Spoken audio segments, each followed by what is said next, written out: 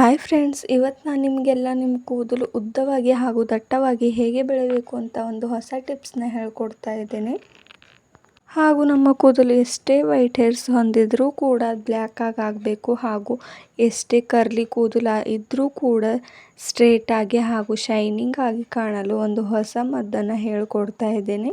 ಹಾಗಾದರೆ ತಡ ಮಾಡದೆ ನನ್ನ ಈ ಒಂದು ಅಕೌಂಟ್ನ ಸಬ್ಸ್ಕ್ರೈಬ್ ಮಾಡಿ ಹಾಗೂ ಲೈಕ್ ಮಾಡಿ. ಬನ್ನಿ ನೋಡೋಣ ಈ ಹೋಮ್ ರೆಮಿಡಿಯನ್ನು ಹೇಗೆ ರೆಡಿ ಮಾಡೋದು ಅಂತ. ನಾನು ಮೊದಲು ಇಲ್ಲಿ ಒಂದು ಕಬ್ಬಿಣದ ಕಡಾಯಿನ ತೊಗೊಂಡಿದ್ದೆ. ಕಬ್ಬಿಣದ ಕಡಾಯಿನ ಯಾಕೆ ಯೂಸ್ ಮಾಡ್ಕೊಳ್ತಾ ಇದ್ದೀನಿ ಅಂದರೆ, ಕಬ್ಬಿಣದ ಅಂಶಗಳು ಕೂಡ ನಮ್ಮ ಸ್ಕಿನ್ಗೆ, ನಮ್ಮ ಬಾಡಿಗೆ ಅಥವಾ ನಮ್ಮ ಹೇರ್ಸ್ಗೆ ತುಂಬಾ ಯೂಸ್ಫುಲ್ ಆಗಿ ವರ್ಕ್ ಮಾಡುತ್ತೆ. ಕಬ್ಬಿಣದಿಂದ ಬಿಡುಗಡೆಯಾಗುವ ಯಾವುದೇ ಪದಾರ್ಥ ಕೂಡ ನಾವು ಕಬ್ಬಿಣದಲ್ಲಿ ಮಾಡಿ ತಿಂದರೆ ಅದು ಕೂಡ ನಮಗೆ ತುಂಬಾ ಪ್ರೋಟೀನ್ಸ್ಗಳು ಕೊಡುತ್ತೆ. ಹಾಗಾಗಿ ನಾನು ಇವತ್ತು ನಿಮಗೆ ಕಬ್ಬಿಣದ ಕಡಾಯಲ್ಲಿ ಈ ಒಂದು ಹೇರ್ ಪ್ಯಾಕ್ನ ಮಾಡಿ ತೋರಿಸ್ತಾ ಇದ್ದೇನೆ. ಮೊದಲು ಸ್ಟವ್ ಆನ್ ಮಾಡ್ಕೊಳ್ಳಿ, ಹಾಗೆ ಲೋ ಫ್ಲೇಮಲ್ಲಿ ಇಟ್ಕೊಳ್ಳಿ. ಆಮೇಲೆ ನಾನು ಇವತ್ತು ಮೆಂತ್ಯದಿಂದ ನಿಮಗೆ ಈ ಹೋಮ್ ರೆಮಿಡಿನ ಹೇಗೆ ಮಾಡೋದು ಅಂತ ತಿಳಿಸ್ಕೊಡ್ತಾ ಇದ್ದೇನೆ. ಮೆಂತ್ಯ ಕೂಡ ಒಂದು ತುಂಬಾ ಯೂಸ್ಫುಲ್ ಆಗಿರುವಂಥ ಹೇರ್ಗೆ ಇದು ಒಂದು ಮೆಂತ್ಯದಲ್ಲಿ ತುಂಬಾ ಪ್ರೋಟೀನ್ಸ್ಗಳು ಹಾಗೂ ಐರನ್ ಯುಕ್ತವಾಗಿರುವ ಒಂದು ಪ್ರೋಟೀನನ್ನು ಹೊಂದಿದೆ. ಆದ ಕಾರಣ ನಾನು ಇವತ್ತು ನಿಮಗೆ ಈ ಮೆಂತ್ಯದಿಂದ ಹೇರ್ ಪ್ಯಾಕ್ ಹೇಗೆ ಮಾಡೋದು, ನಮ್ಮ ಕೂದಲು ಎಷ್ಟು ದಟ್ಟವಾಗಿ ಬೆಳೆಯಲು ಹಾಗೂ ಎಷ್ಟೇ ಕೂದಲು ಉದುರಿದ್ರೂ ಕೂಡ ಮತ್ತೆ ವಾಪಸ್ಸಾಗಿ ಬೆಳೆಯಬೇಕು, ಹಾಗೂ ಎಷ್ಟೇ ಬಿಳಿ ಕೂದಲಾದರೂ ಕೂಡ ಅದು ಕಪ್ಪಾಗಬೇಕು ಅಂತ ಇವತ್ತು ನಾನು ನಿಮಗೆ ಮೆಂತ್ಯದಿಂದ ಈ ಒಂದು ಹೇರ್ ಪ್ಯಾಕ್ನ ತಿಳಿಸ್ಕೊಡ್ತಾ ಇದ್ದೇನೆ. ನೋಡಿ, ಮೆಂತ್ಯವನ್ನು ಹೀಗೆ ಚೆನ್ನಾಗಿ ಹುರಿದುಕೊಳ್ಳಿ. ಗ್ಯಾಸ್ನ ಲೋ ಫ್ಲೇಮಲ್ಲಿ ಇಟ್ಕೊಳ್ಳಿ. ಮೆಂತ್ಯ ಕಾಳಿನಲ್ಲಿ ಒಂದು ರಿಚ್ ಆದ ಹಾಗೂ ಐರನ್ ಹೊಂದಿರುತ್ತೆ. ಆದ ಕಾರಣ ನಮ್ಮ ಕೂದಲು ಯಾವಾಗಲೂ ಸಿಲ್ಕಿಯಾಗಿ ಹಾಗೂ ಸಾಫ್ಟಾಗಿ ಕಾಣಲು ಇದು ತುಂಬಾ ಉಪಯುಕ್ತವಾಗಿ ವರ್ಕ್ ಮಾಡುತ್ತೆ. ಹಾಗೂ ನಮ್ಮ ಕೂದಲು ಎಷ್ಟೇ ಕರ್ಲಿ ಆಗಿದ್ರೂ ಕೂಡ, ಎಷ್ಟೇ ಗುಂಜು ಬಿದ್ದರೂ ಕೂಡ ಅದನ್ನು ರಿಮ್ ಮಾಡೋಕ್ಕೆ ಈ ಮೆಂತ್ಯ ಕಾಳು ತುಂಬಾ ಉಪಯೋಗವಾಗುತ್ತದೆ. ಆದ ಕಾರಣ ಈ ಮೆಂತ್ಯದಿಂದ ಏನೇನು ಯೂಸಸ್ಗಳಿವೆ ಹಾಗೂ ಕೂದಲು ಎಷ್ಟು ದಟ್ಟವಾಗಿ ಬೆಳೆಯುತ್ತೆ ಅಂತ ನೀವೇ ಇದು ಒಂದು ಹೇರ್ ಪ್ಯಾಕ್ನ ಯೂಸ್ ಮಾಡಿ ನನಗೆ ತಿಳಿಸಿ. ನೋಡಿ, ಈಗ ಮೆಂತ್ಯ ತುಂಬಾ ಬ್ಲ್ಯಾಕ್ ಆಗಿ ಕಾಣಿಸ್ತಾ ಇರೋದು ನೀವು ನೋಡ್ಬೋದು. ಹಾಗೂ ನಾನು ಇದರೊಳಗೆ ಎಳ್ಳನ್ನ ಮಿಕ್ಸ್ ಮಾಡ್ಕೊತಾ ಇದ್ದೀನಿ. ಎಳ್ಳು ಕೂಡ ಎಲ್ಲರ ಮನೆಯಲ್ಲಿ ಕಾಮನ್ ಆಗಿ ಸಿಗುವಂಥ ಒಂದು ಇಂಗ್ರೀಡಿಯೆಂಟ್ಸ್. ಆದ ಕಾರಣ ಎಳ್ಳು ಕೂಡ ತುಂಬಾ ಹೇರ್ಗೆ ಯೂಸಸ್ ಆಗುತ್ತದೆ. ಹಾಗೂ ಬೇರೆ ಸ್ಟೇಟಲ್ಲಿ ಎಳ್ಳಿನ ಎಣ್ಣೆಯಿಂದ ತುಂಬಾ ಯೂಸಸ್ ಮಾಡುತ್ತಾರೆ. ಆದ ಕಾರಣ ನಾನು ಇವತ್ತು ಎಳ್ಳನ್ನ ಯೂಸ್ ಮಾಡ್ಕೊಳ್ತಾ ಇದ್ದೇನೆ. ಎಳ್ಳಿನ ಎಣ್ಣೆ ಕೂಡ ತುಂಬ ಯೂಸ್ ಮಾಡಿ ಊಟಕ್ಕೂ ಕೂಡ ಹಾಗೂ ತಲೆಗೆ ಕೂಡ ಎಳ್ಳಿನ ಎಣ್ಣೆ ಕೂಡ ಯೂಸ್ ಮಾಡ್ತಾರೆ.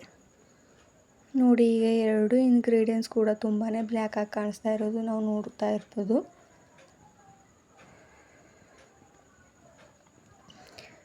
ಹಾಗೆ ಇನ್ನೂ ಸ್ವಲ್ಪ ಚೆನ್ನಾಗಿ ಹುರಿದುಕೊಂಡ್ರೆ ಅದರಿಂದ ಎಣ್ಣೆ ಕೂಡ ಬಿಡುಗಡೆ ಆಗುತ್ತದೆ. ಆದ ಕಾರಣ ನಾನು ಈಗ ತುಂಬಾ ಚೆನ್ನಾಗಿ ಹುರಿದಿದೆ, ಆದರೂ ಕೂಡ ಇನ್ನೂ ಸ್ವಲ್ಪ ಹೊತ್ತು ಇದನ್ನು ಹುರಿದುಕೊಳ್ತಾ ಇದ್ದೇನೆ. ನೋಡಿ, ಈಗ ಎಷ್ಟು ಚೆನ್ನಾಗಿ ಎಣ್ಣೆ ಬಿಟ್ಕೊಳ್ತಾ ಇರೋದು ನೀವು ನೋಡ್ಕೊಳ್ಬೋದು. ಸ್ಪೂನ್ ಕೂಡ ಮೆತ್ಕೊಳ್ತಾ ಇದೆ. ನೋಡಿ ಎಷ್ಟು ಚೆನ್ನಾಗಿ ಎಣ್ಣೆ ಕೂಡ ಬಿಡುಗಡೆ ಆಗ್ತಿದೆ ಅಂತ. ಇದನ್ನು ನಾವು ಪದೇ ಪದೇ ಮಾಡೋಕ್ಕಾಗಲ್ಲ ಅಂದರೆ ಒಂದೇ ಸಾರಿ ಮಾಡಿ ಕೂಡ ನಾವು ಒಂದು ಡಬ್ಬೆಯಲ್ಲಿ ಸ್ಟೋರ್ ಕೂಡ ಮಾಡಿಟ್ಕೊಳ್ಬಹುದು. ಆದ ಕಾರಣದಿಂದ ನಮಗೆ ಯಾವಾಗ ಕೂಡ ನಾವು ಈ ಒಂದು ಪ್ಯಾಕ್ನ ಯೂಸ್ ಮಾಡ್ಕೋಬಹುದು ನಮ್ಮ ಹೇರ್ಸ್ಗೆ.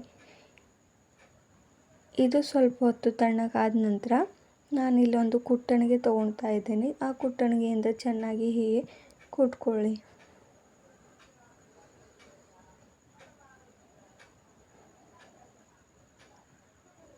ಹೀಗೆ ಸಾಫ್ಟಾಗಿ ಪೌಡರ್ ಬರೋವರೆಗೂ ಇದನ್ನು ಚೆನ್ನಾಗಿ ಕುಟ್ಕೊಳ್ಳಿ. ನೋಡಿ, ಈಗ ಎಷ್ಟು ಚೆನ್ನಾಗಿ ಸಾಫ್ಟಾಗಿ ಪೌಡರ್ ಕಾಣ್ತಾ ಇದೆ ಅಂತ. ಸೇಮ್ ಕೆಮಿಕಲ್ ಪೌಡರ್ ಥರನೇ ಕಾಣಿಸ್ತಾ ಇದೆ. ಇದು ಹೊರಗಡೆನೇ ರೆಡಿ ಮಾಡಿರುವಂಥ ಒಂದು ಪ್ಯಾಕ್ನ ಹಾಗೆಯೇ ಕಾಣ್ತಾ ಇದೆ.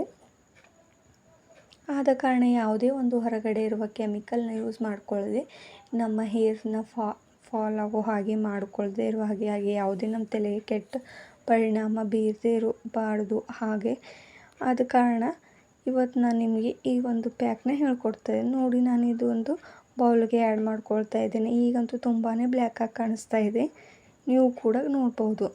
ಹಾಗೂ ನಾನು ಇದಕ್ಕೆ 1 ಸ್ಪೂನಷ್ಟು ಕಸ್ಟರ್ಡ್ ಆಯಿಲ್ನ ಆ್ಯಡ್ ಮಾಡ್ತಾ ಇದ್ದೀನಿ. ಅಂದರೆ ಸಾಸಿವೆ ಎಣ್ಣೆನ ಯೂಸ್ ಮಾಡ್ಕೊಳ್ತಾ ಇದ್ದೀನಿ ಇದಕ್ಕೂ ಕೂಡ ನಾನು. ಸಾಸಿವೆ ಎಣ್ಣೆನ ಯೂಸ್ ಮಾಡಿಕೊಂಡು ನೀವು ಇದನ್ನೇ ಸ್ಟೋರ್ ಮಾಡ್ಕೊಳ್ಬಾರ್ದು, ಯಾಕಂದರೆ ಬೇಗ ಇದು ಕೆಟ್ಟೋಗುತ್ತೆ.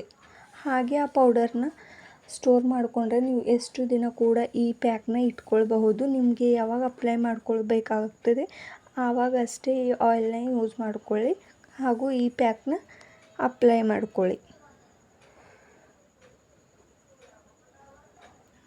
ನೋಡಿ ಎಷ್ಟು ಚೆನ್ನಾಗಿ ಕಾಣಿಸ್ತಾ ಇದೆ ಅಂತ. ಯಾವುದೇ ಕೆಮಿಕಲ್ ರಹಿತ ಮನೆಯಲ್ಲೇ ಮಾಡಿರುವ ಒಂದು ಹೊಸ ಹೋಮ್ ರೆಮಿಡಿನ ನೀವು ಕೂಡ ಟ್ರೈ ಮಾಡಿ ಹೇಳಿ.